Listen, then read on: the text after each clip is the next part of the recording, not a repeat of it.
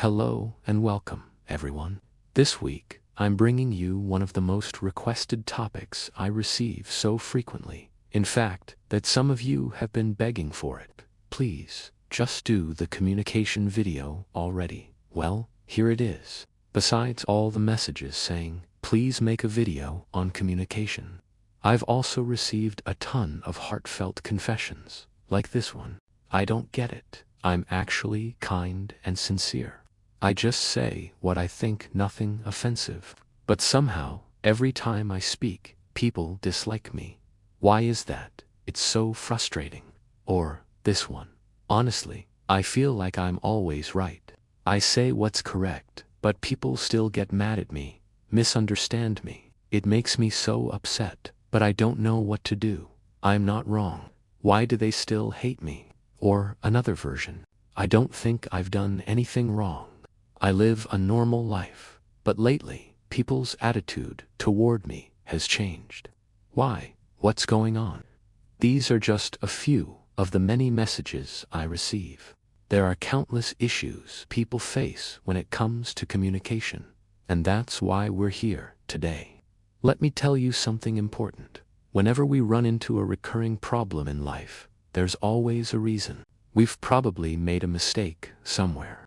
Maybe we didn't mean to, but we did. So the question becomes, how do we avoid these mistakes? How do we speak in a way that doesn't lead to misunderstandings, accidental offense, or dislike from others? This episode is your answer. I'll be introducing you to a simple but powerful model I call the triangle of communication. It's a framework that, once understood and applied, can help you navigate conversations in a way that keeps you safe from unnecessary conflict. By using this triangle, you'll be able to walk into any room, say whatever you need to, and still not make enemies. Intrigued? Let's begin. All right, let's start with part 1, the triangle model.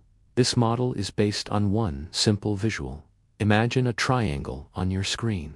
Everything you say should stay within this triangle.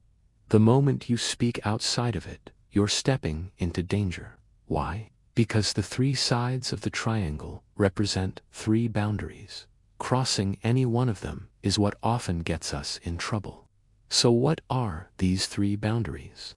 Let's go through them one by one. Side 1. Sensitive or taboo topics for the listener. This first side of the triangle warns us never to bring up something that's sensitive or taboo in the eyes of the person we're talking to. You may think your words are logical, fair, or harmless, but if they hit a nerve, if they touch a topic the other person is sensitive about, it won't matter how right you are, they'll still react negatively. For example, imagine talking to your boss. He may be someone who craves recognition.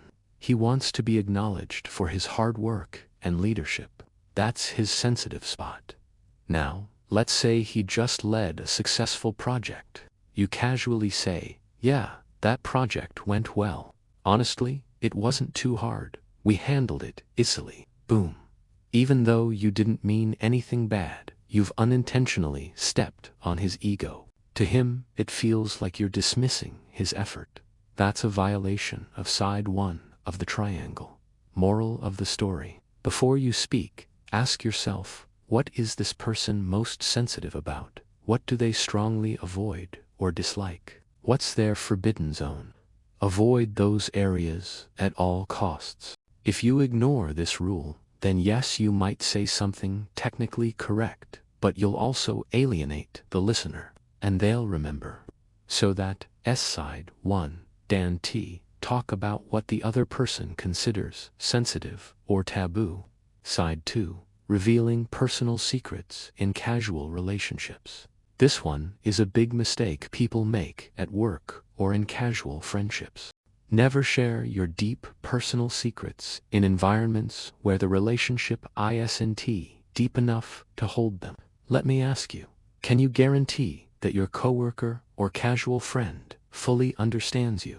Do they care enough to carry your emotional baggage? Can you trust them to keep it private? Most likely, no. In a company, things spread fast. You tell one coworker something sensitive, and the next thing you know, everyone knows. Not always because they're malicious. Sometimes it's accidental. People talk, they overshare, they connect dots, and you end up embarrassed, exposed, and vulnerable.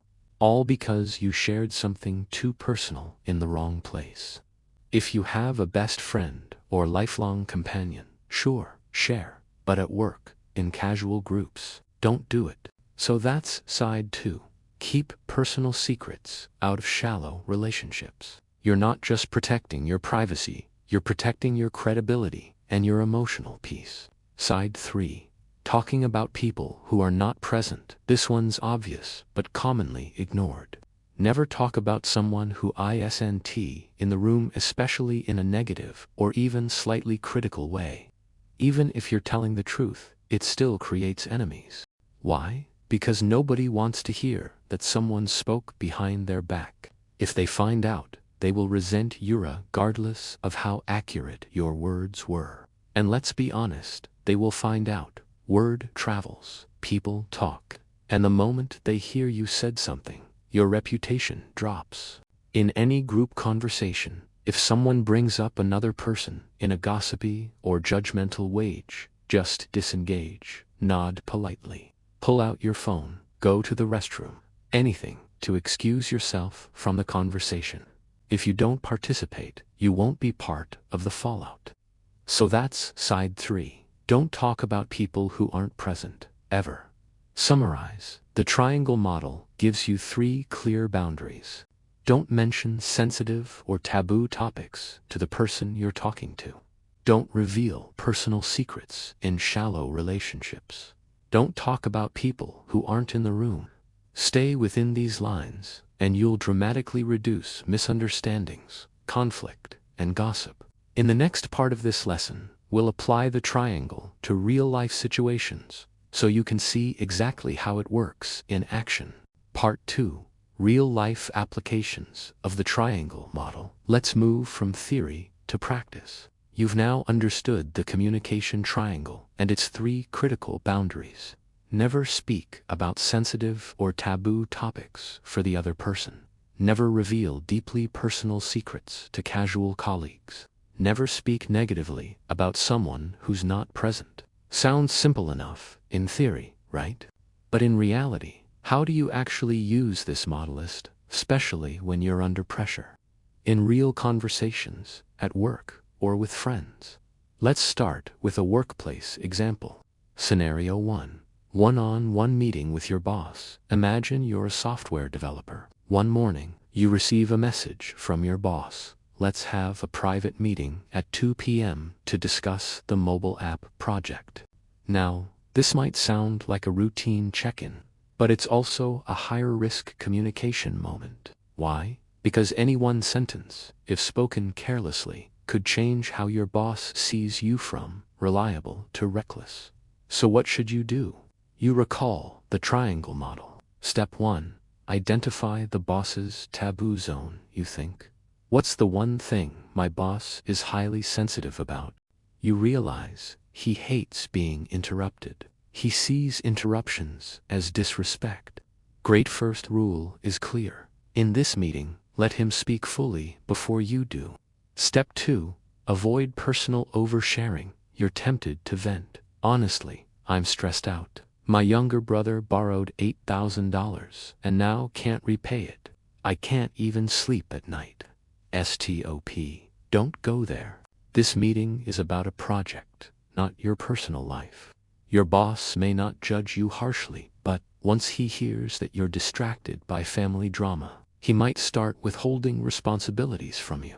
He may no longer trust your focus. That's a loss you can't afford. Step 3. Don't talk behind anyone's back during the meeting. Your boss casually mentions David, your colleague. David seems to be taking a bit longer than expected with his tasks. You reply, yeah, I noticed that too. He's been slacking a lot, honestly. I don't mean to throw him under the bus, but boom, big mistake. UVA just violated the third edge of the triangle. Speaking negatively about someone who isn't there to defend themselves. Even if you're right, you come off as untrustworthy. Your boss might think, if he talks about David like this, maybe he talks about me too when I'm not around. Congratulations, you've just built your own reputation as a backstabber. Scenario 2. Lunch with friends now. Imagine you're having lunch with a few friends. One of them says excitedly, "Guys, I just got my hair done. Do you like this new style?" In your mind, you hate it. It looks weird. But before speaking, pause. Ask yourself, am I about to violate the first triangle rule? Yes, you are. Because to that person, this hairstyle is a source of pride. Criticizing it, however truthful you believe it is, will deflate them, hurt their confidence, and might make them silently resent you. So what do? Lie. Not at all. You don't need to fake praise. You can say something neutral, like, "Well, if you like it, that's what matters." Or, "Interesting change." You always keep it fresh. You're not lying, you're being diplomatic. That's the art of social grace. Scenario 3. Deep personal pain. Let's say you're going through a tough time. Maybe your marriage is falling apart. Maybe your parents are ill. You're emotionally exhausted. And one day, while chatting with a coworker, you feel the urge to open up. "You know, I've been so off lately. My wife and I keep fighting. I think she's hiding something. I can't sleep. I can't focus." Now again, remember the triangle. This is deeply personal. And unless this coworker is a long-time, proven, loyal friend, not just someone you've known for a few months, it's best to stay quiet. You're not hiding your emotions. You're protecting yourself. Oversharing with the wrong person often ends up becoming workplace gossip. It's not always intentional. Someone might say, "Oh, I heard he's dealing with marriage issues," just in passing. But the damage is done. People might start seeing you as unstable, distracted, or weak. And suddenly, you find yourself being excluded from key decisions or opportunities. So here's the rule. Share your inner life only with those who have truly earned your trust. If you wouldn't trust them with your bank PIN, don't trust them with your deepest wounds. Scenario 4. Someone else starts gossiping. You're in a group chat or lunch conversation. Suddenly, someone starts talking negatively about a colleague who's not present. "Oh my God, did you hear what Min did? I swear that guy is the laziest person I've ever worked with." Now, what do? You stay silent. You do not participate. You can scroll your phone, excuse yourself to the bathroom, change the topic. Whatever it takes to remove yourself from the gossip flow. Because if you add even a single comment, even if it's neutral, like "I noticed that too," you're now part of the slander. And if it gets back to that person, they won't remember who started the gossip, only that you contributed to it. The result, you've earned a new enemy for nothing. Remember, talking about others when they're not around will always come back to bite you. The takeaway from part 2. By applying this triangle model in real-life scenarios, you create 3 priceless outcomes. People feel safe around you. You become someone others can trust. You avoid conflict without sacrificing authenticity. This isn't about being fake.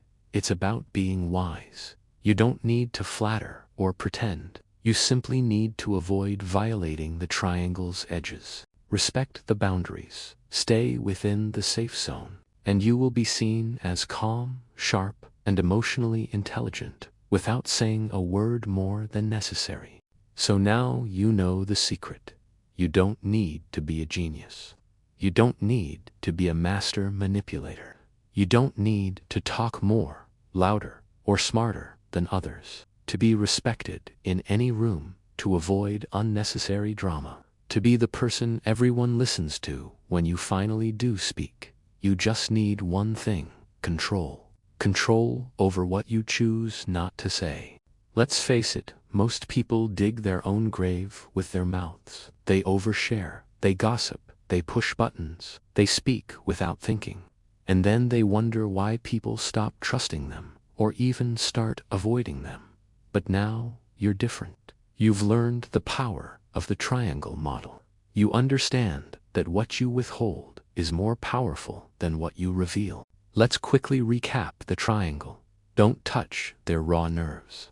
Never talk about someone's insecurities, weaknesses, or pain points, especially not in public. It doesn't make you honest. It makes you dangerous.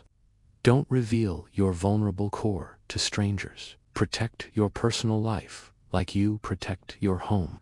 Don't leave your emotional doors wide open to people who haven't earned the key. Don't attack people who aren't present. The moment you talk behind someone's back, you've planted a seed of distrust in everyone's mind, including your own. Stay within this triangle, and you'll feel a shift.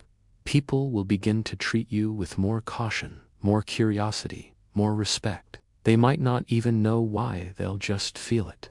You've become one of the rare few who don't leak energy through their words. Your silence is no longer empty. It's full of clarity, full of choice, full of power. Before you go, one last gift. Let me leave you with a simple line that has saved me again and again in tricky conversations. I'd rather not comment on that. It's neutral, it's respectful, and it instantly draws a boundary without creating conflict. Use it when someone asks your opinion about a controversial topic. Use it when someone tries to pull you into gossip. Use it when you're tempted to open up, but your gut says, not here, not now. This one line can protect your relationships, your image, and your peace. If this video made you think differently, even for just a few seconds, then consider this your invitation to go deeper. Like this video. Leave a comment below. Which part of the triangle do you struggle with the most? And most importantly, share it with one friend who tends to speak too freely and gets burned for it. Let's help each other master the art of less talk, more power. Because, in the end, those who say the least are often the ones others listen to the most. Stay wise, stay quiet, stay powerful. Thanks for watching, and I'll see you in the next one.